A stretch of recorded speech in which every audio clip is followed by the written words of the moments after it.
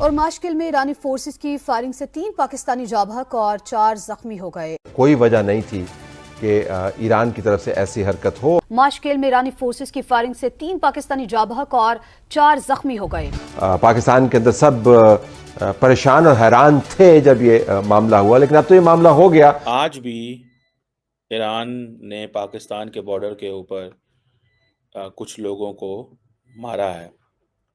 Obviously ये पाकिस्तान के लिए एक बड़ी टेंशन वाली बात है कि ऐसा क्यों है कि मामलात संभल नहीं रहे। ईरानी एहलकार 2 पाकिस्तानियों को अपने हमरा ले गए। ईरानी फोर्सेस ने सरहदी इलाके में फायरिंग कर दी। दूसरा 25 करोड़ लोगों के मुंह के ऊपर तमाचा है।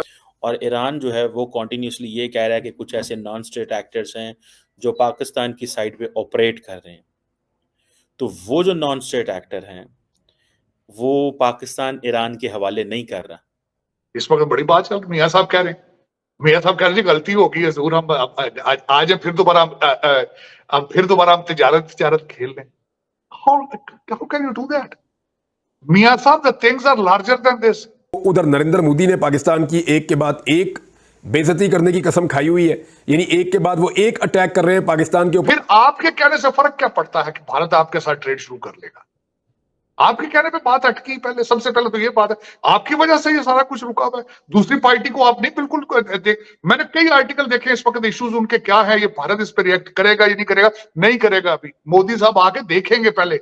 अब आप देख लें कि ईरान ने ऐसा क्यों किया कि इंडियंस आएंगे तो डेफिनेटली टूरिज्म बढ़ेगा, उनके बिजनेस बढ़ेंगे, इंडिया इन्वेस्टमेंट भी उनके मुल्क में करेगा। खबर देंगे आपको, पाक ईरान सरहद पर तेल बरदार गाड़ियों पर ईरानी फोर्सेस ने फायरिंग की है। आप इसे बदकिस्मती कह लें या हमसाया मुस्लिम मुल्क से हमदर्दी का खुमियाजा कह लें, मगर क्या में पाकिस्तान से अब तक हमारे साथ ऐसा ही हुआ है कि हमने जिनका मुश्किल वक्त में साथ दिया उन लोगों ने ही हमें मुश्किल में डाले रखा। अब ये जो इन्होंने किया है ये इन सब चीज़ों से कई हाथ आगे है, क्योंकि एक बहुत ही सेंसिटिव और वॉलेटाइल सिचुएशन है कि इस तरह की चीज़ों की। अब कहाँ एटम बम? मैं पाकिस्तान के एटम बम बनाने के खिलाफ था। नवाज गांडा और डॉक्टर कदीर ने ये एटम बम अपने टुए में लिया। ईरान का मसला जो है वो शायद अफगानिस्तान और इंडिया से ज्यादा गंभीर है। पाकिस्तानी की तरफ से तो मैं हमेशा से समझता हूँ कि सिर्फ ईरान की तरफ हमारा एक पॉजिटिव रवैया रहा है। अच्छा, और हमें क्या उसके बदौलत या उसके बदले में हमें क्या मिलता है?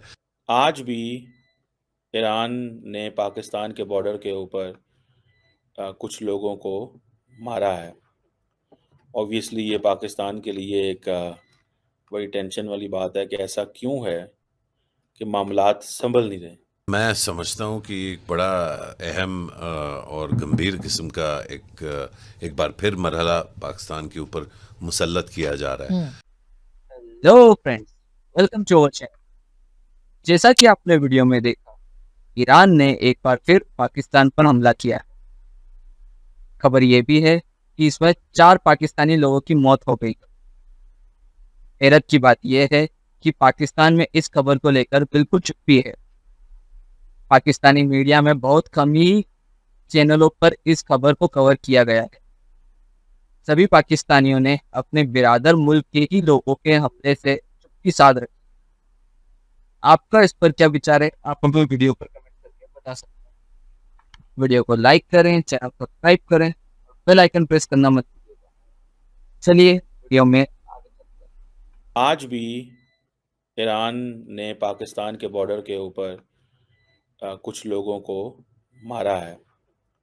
ऑब्वियसली ये पाकिस्तान के लिए एक बड़ी टेंशन वाली बात है कि ऐसा क्यों है कि मामलात संभल नहीं रहे। और सुनने में ये आ रहा है कि वो लोग जो थे वो वहाँ पे किसी किस्म के तेल की कंसाइनमेंट का इंतज़ार कर रहे थे। तेल की कंसाइनमेंट। अच्छा, एक तरफ आपको पता है सारा इलीगल तेल पाकिस्तान जो है वो मंगवाता है वहाँ से, और पाकिस्तान की जो लीडरशिप है वो खामोश है इस सिलसिले में, क्योंकि उनको पता है कि अगर हम ये इलीगल तेल नहीं मंगवाएंगे तो गुजारा कैसे होगा। जो बात फैक्चुअल है, जो करने वाली है, वो करनी चाहिए। अब पाकिस्तान के अंदर रिसेंटली ईरानी सदर रईसी साहब आए थे, जो कि बाद में उनका इंतकाल हो गया। अच्छा, मज़े की बात यह है कि रईसी साहब आए, बड़े अच्छे ताल्लुकात हुए, बड़ी चीज़ें हुई, मिसट्रस्ट ख़त्म हुआ। और आपको याद है जनवरी में इस साल ईरान ने पाकिस्तान की सरजमीन पे हमला किया, सर्जिकल स्ट्राइक की। बहुत सारे लोगों का ये कहना है पाकिस्तान के अंदर कि ये जो स्ट्राइक है बेसिकली ये एक इंडियन एडवाइस थी, क्योंकि इंडिया जो है वो पाकिस्तान पे मल्टीपल टाइम स्ट्राइक्स कर चुका है और ईरान जो है वो कॉन्टीन्यूसली ये कह रहा है कि कुछ ऐसे नॉन स्टेट एक्टर्स हैं जो पाकिस्तान की साइड पे ऑपरेट कर रहे हैं। तो वो जो नॉन स्टेट एक्टर हैं वो पाकिस्तान ईरान के हवाले नहीं कर रहा। तो इस सिलसिले में उन्होंने ये कहा कि जनाब आप भी यही फार्मूला अडॉप्ट करें जो इंडिया ने अडॉप्ट किया है। इस वक्त बड़ी बात चल, मियाँ साहब कह रहे हैं, मियाँ साहब कह रहे हैं गलती होगी है जरूर, हम आज फिर दोबारा हम तिजारत खेल लें। How can you do that? मियाँ साहब, the things are larger than this. सबसे पहले तो आप अपने हालात देखें कि पाकिस्तान के क्या हालात है, फिर आपके कहने से फर्क क्या पड़ता है कि भारत आपके साथ ट्रेड शुरू कर लेगा।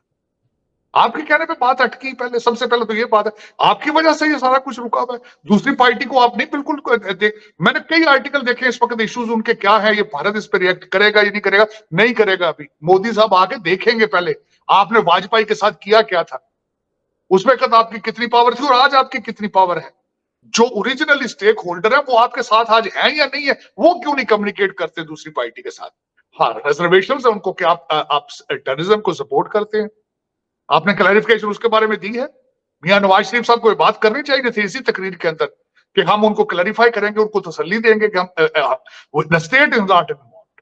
मैं ये नहीं कह रहा, क्योंकि आपके तो कंट्री आपके खुद कंट्रोल में नहीं है। आपके ऊपर तो अभी परसों फिर आपके ऊपर अटैक हुआ अफगानिस्तान से, जिसमें आपके सिपाही मारे गए हैं। आपके कंट्री में तो आपका कंट्रोल कोई नहीं है, लेकिन बताए ना उनको कि state is not doing it and our hands are clean. हम प्रैक्टिस नहीं पैदा कर रहे हैं, मजीद आप करते रहे हैं माजी के अंदर। आपकी दुकान थी दहशतगर्दी की, ये भी साथ एडमिट करना चाहिए था आपको कि अफगानिस्तान के अंदर हकानी वगैरह ये सारे जो भैन भरा उठे बैठे हैं अफगानिस्तान से, you were the one created them. ये भी तो फिर बताया ना उनको कि हाँ गलती हमसे हुई है, लेकिन ये सारा कुछ कि अब हम नहीं करेंगे, अब हम नहीं करेंगे। वो पोर्टफोलियो आपका है नहीं। आप तो कैरियन के साथ आए हैं, कैरियन के साथ चले जाएंगे। जो परमानेंट लोग बैठे हैं उनसे कहें कि बात करें। मैं बिल्कुल चिमा साहब मैं दो दिन से ये पढ़ रहा हूं चीजें, क्योंकि आपको पता है कि मेरा this is what my objective is to normalise the relationship somehow in between these both countries और ट्रेड शुरू हो।